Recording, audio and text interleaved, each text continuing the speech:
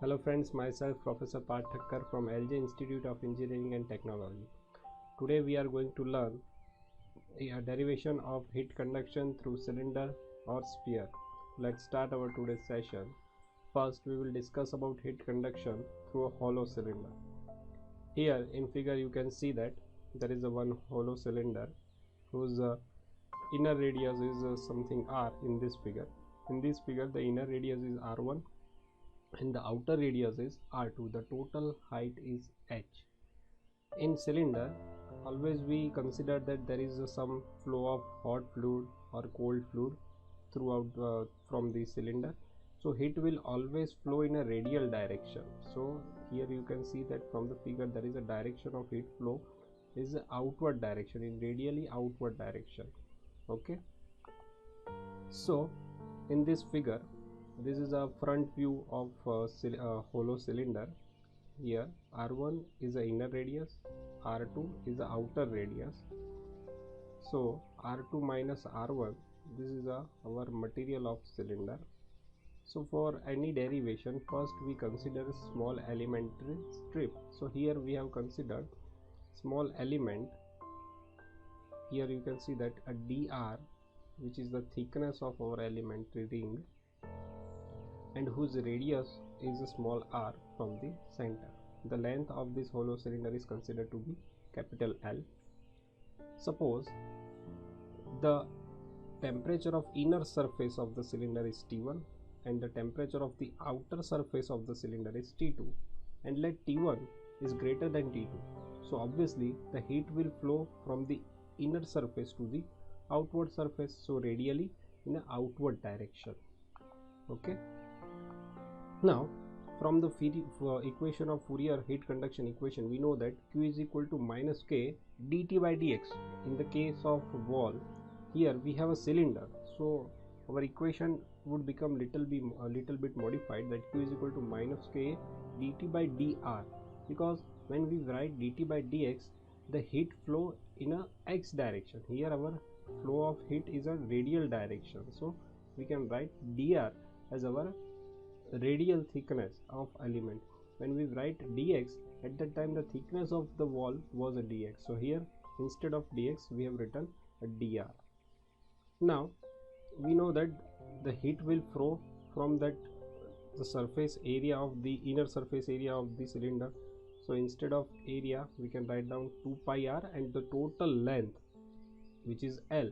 So this 2 pi r L represent the total surface area from where the heat transfer begins. So instead of A we can replace 2 pi r into L dt by dr as it is.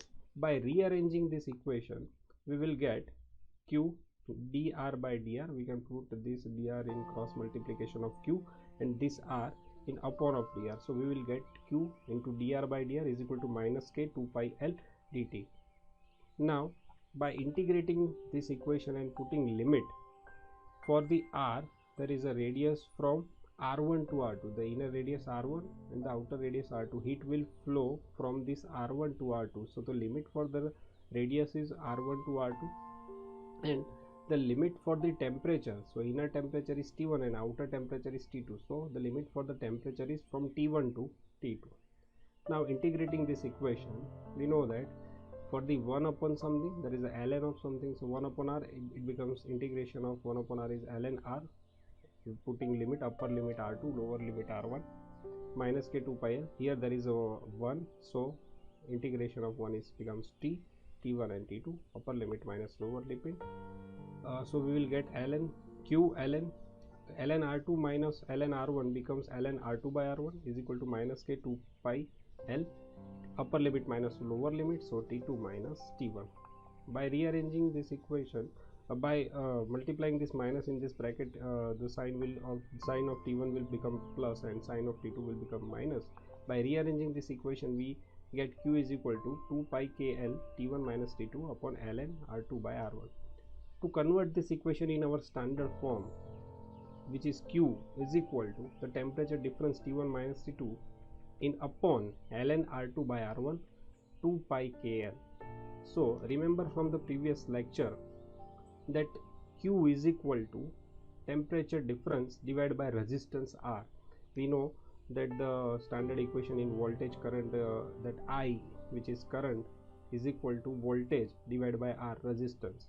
So here instead of current we have heat flow, instead of potential difference we have temperature difference, which is T1 minus T2, and this term is represent the resistance with conduction resistance which is offered by the cylinder whenever there is a heat transfer within the cylinder through conduction mode.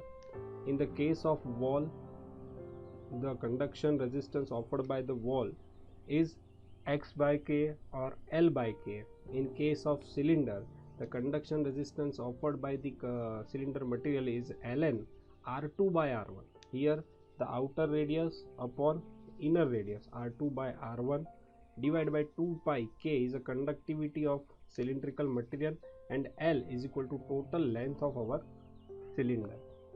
So we can represent by electrical analogy that the inner temperature T1, outer temperature T2, and between these two temperature there is a conductive resistance of the cylinder which can be denoted by Ln R2 by R1 upon 2 pi KL. So this is the equation for the conduction resistance of the cylinder. Now let's talk about the composite cylinder. As we have already discussed about single plane wall and composite wall, similarly here composite cylinder. So let's here in this figure we have one cylinder on which the layer of second cylinder is mounted. So here inside this first cylinder, inside this hollow cylinder, let's one fluid is flowing whose temperature is THF, temperature of hot fluid, which is flowing inside this cylinder. Now at the outer layer of the outer cylinder there is an ambient air, or we can say that a cold fluid air, whose temperature is TCF. Now from the figure we can see that there are two cylinders. There is this blue color cylinder is cylinder A, and then this saffron color cylinder is cylinder B. Both cylinders materials are different, so have different conductivity. Let Ka be the thermal conductivity of this inside cylinder and Kb the thermal conductivity of this outside cylinder. T1, T2 and T3, the temperature at the point 1, 2 and 3. T1 is a inside temperature of the inner cylinder. T2 is interface temperature between inside and outside cylinder, and T3 is outside surface temperature of this cylinder B. Now L is the total length of the composite cylinder, and HCF and HHF and HCF are convective heat transfer coefficient of inside and outside conditions. Okay, so from the figure we can see that in this whole system the highest temperature is of hot fluid and the lowest temperature is of cold fluid. So heat will flow in this direction, radially outward direction, from this hot fluid to the cold fluid. We know that first heat will transfer from this hot fluid to this inner cylinder through the convection mode. Then heat will flow from here to here between these two lines, between these two radiuses, by conduction mode. Then from here to here again there is a conduction, and from this outer surface of the outer cylinder to the cold air again by convection. So there is a convection, then conduction, then conduction, and then again convection. Okay, so first heat flow from hot fluid to the inner surface by convection. So Q is equal to, we know that for the convection there is a HA delta T. So for the hot fluid there is HHF area. So our surface area is 2 pi R1. This radius, inner radius, is R1 into total length L into temperature difference, higher temperature minus lower temperature. So temperature of hot fluid is higher, THF, minus this inner surface temperature is T1. So THF minus T1. Now from this point, from R1 to R2, from R1 to R2 there will be a conduction. So heat transfer through conduction, we already just derived the equation that whenever there is a conduction from the cylinder, then the equation would be Q is equal to T1 minus T2, because the temperature here is T1 and here is T2. So T1 minus T2 upon the conduction resistance of the cylinder is Ln R2 by R1 upon 2 pi KL. So instead of writing in this upon, I already multiply this 2 pi KL into T1 minus T2. So here the first cylinder, so that the conductivity is K. Again from this T2 to T3 there would be a conduction resistance again offered by the second cylinder, so the equation would become Kb 2 pi L T2 minus T3 upon Ln R3 by R2. After reaching at this point, there would be a convection between the this outer cylinder and cold fluid. So convection HCF. Now 2 pi R3, the radius would be R3 from this point to this point, the radius is R3, so 2 pi R3 into total length L, and the temperature is T3 minus TCF. So this is the whole equation. Now from this equation we can write THF minus T1 is equal to Q divided by HHF upon into 2 pi R1, and from this second equation we can find out the value of T1 minus T2. From this equation we can find out value of T2 minus T3, and from this equation we can find out equation of T3 minus TCF. Now if we want to find out the THF minus TCF, then we need to make summation of this whole four equation, THF minus T1 plus T1 minus T2 plus T2 minus T3 plus T3 minus TCF. Then we will get equation of THF minus TCF, and from whole the equation the Q will be common. From these four terms Q will be common, so the equation would look like this.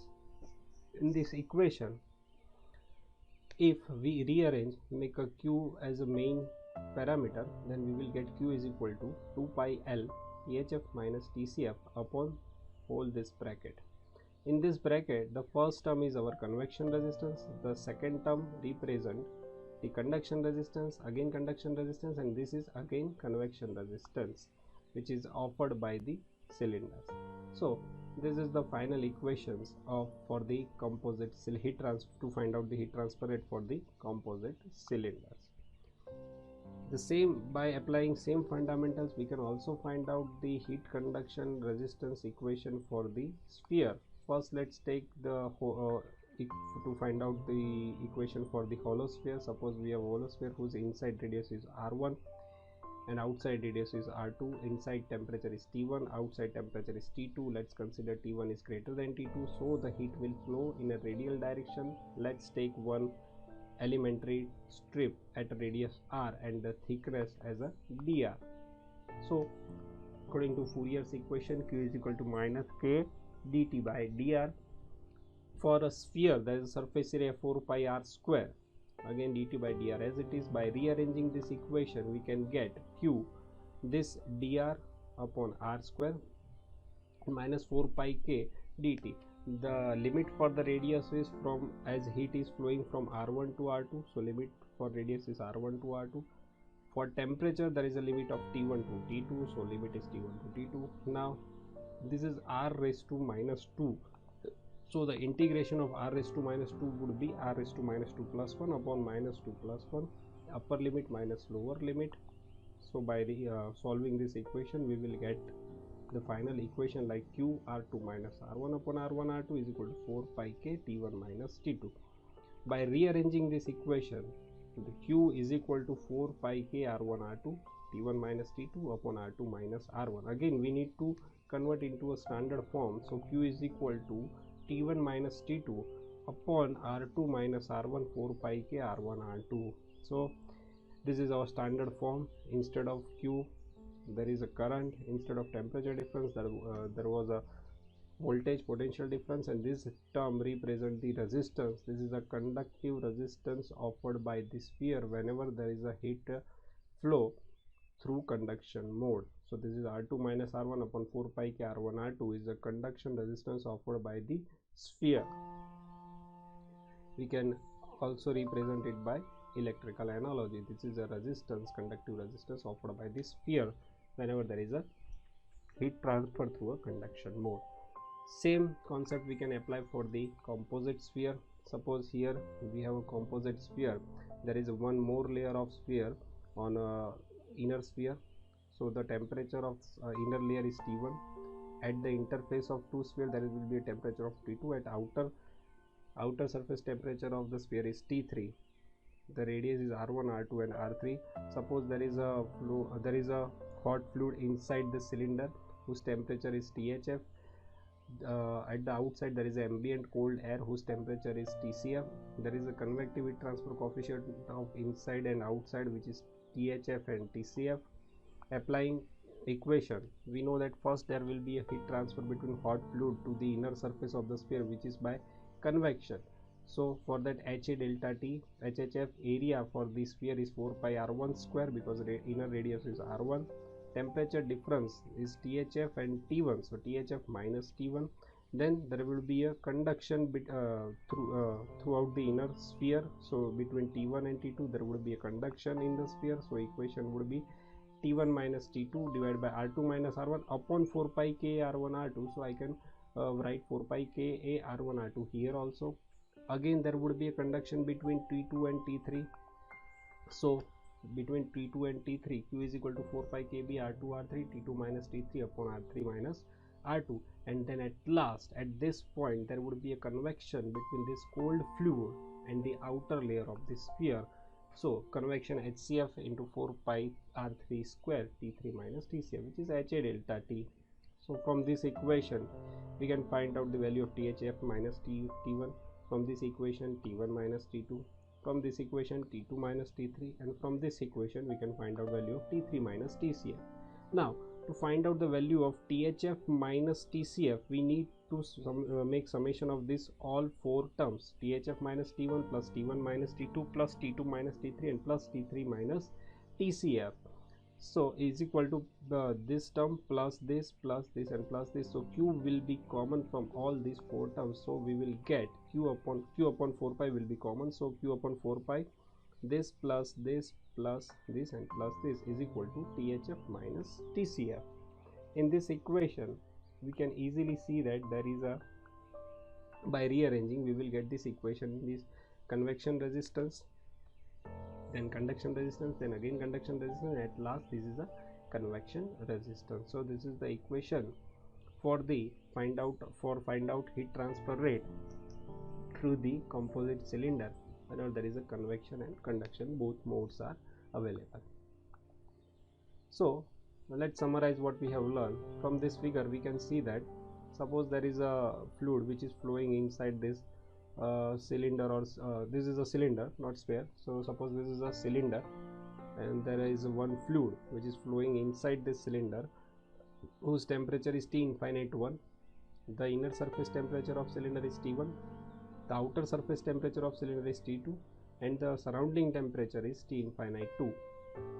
And suppose T infinite 1 is greater than T infinite 2, so the heat will first transfer from this T infinite this fluid to this solid surface by convection.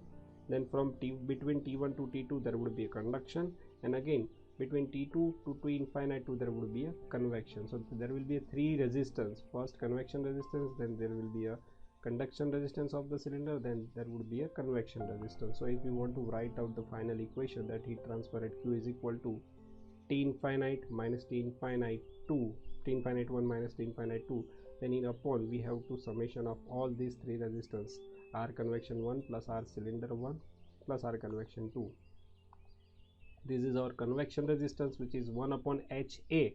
So for here 1 upon H1, area 2 pi R1 into L. This is a conduction resistance of the cylinder, which is ln R2 by R1 upon 2 pi KL, and there will at last again convection resistance for the outer surface, so that 2 pi R2 L into H2.